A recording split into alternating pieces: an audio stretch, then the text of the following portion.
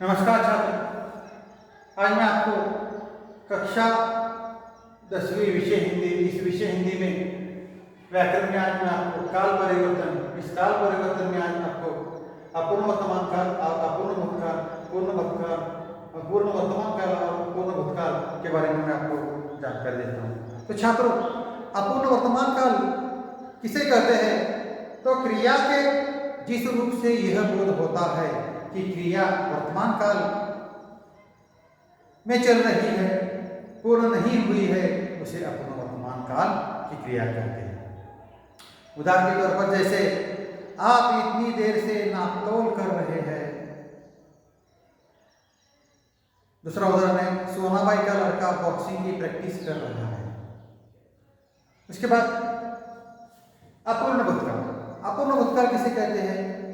तो क्रिया के जिस रूप से यह बोध होता है कि क्रिया भूतकाल में आरंभ हुई पर बोलते या लिखते समय पूर्ण नहीं हुई है, उसे अपूर्ण भूतकाल की क्रिया कहते हैं। उदाहरण के तौर पर मानो फुट फुट कर रो रही थी, सोनाबाई की लड़की कटकली कर रही थी।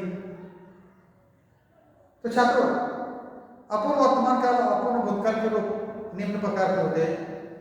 पुल्लिंग और पुल्लिंग में एक वचन और बहुवचन, और स्त्रीलिंग में एक वचन और बहुवचन में कैसे बदल हो जाता है, इसके बारे में मैं आपको जानकारी देता हूँ। उदाहरण के तौर पर उदाहरण है मैं फल खा रहा हूँ, ऐसा उदाहरण है।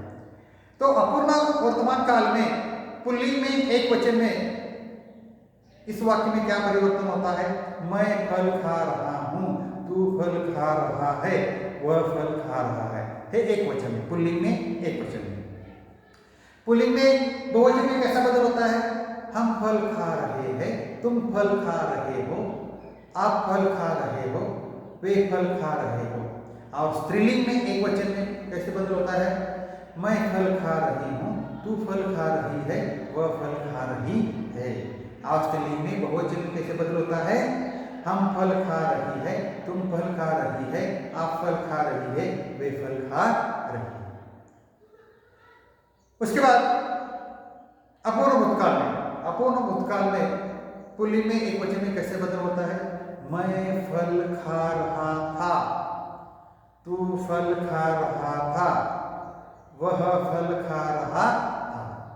और बहुवचन में हम फल खा रहे थे, तुम फल खा रहे थे, आप फल खा रहे थे, वे फल खा रहे थे। अब अपूर्ण भूतकाल में स्त्रीलिंग में एक वचन में कैसे बदल होता है?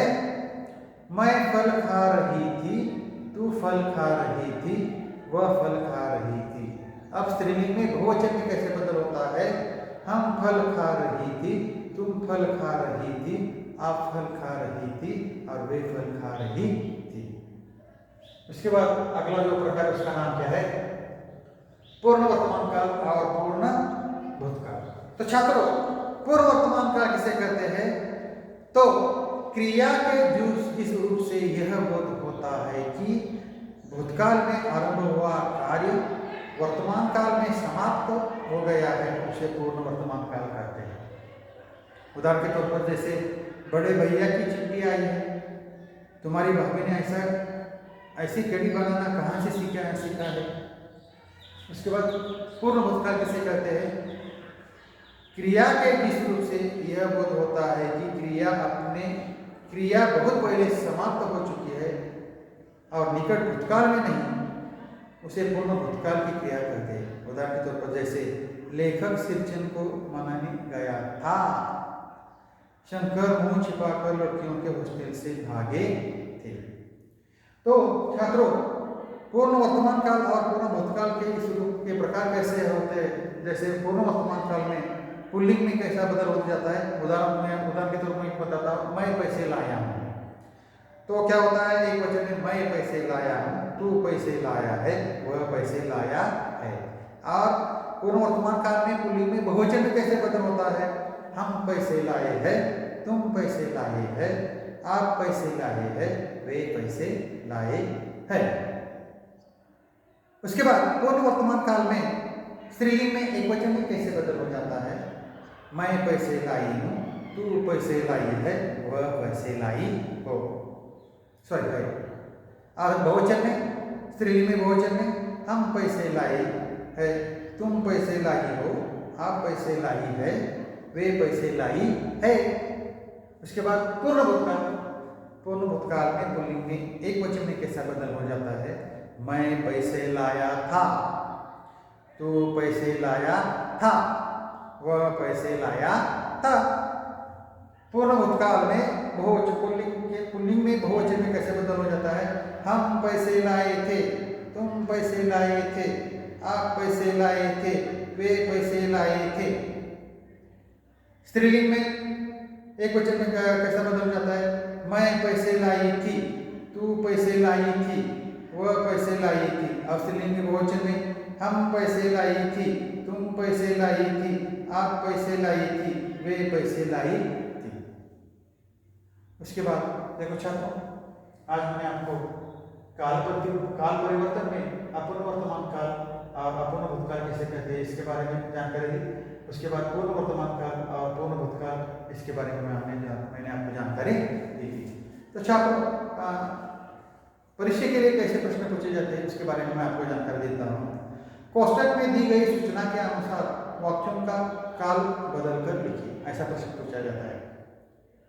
उदाहरण के तौर पर जैसे सिरचन चीख बनाने आता है, पूर्ण भूतकाल में बदल लीजिए। तो उसका उत्तर कैसे लिखना चाहिए?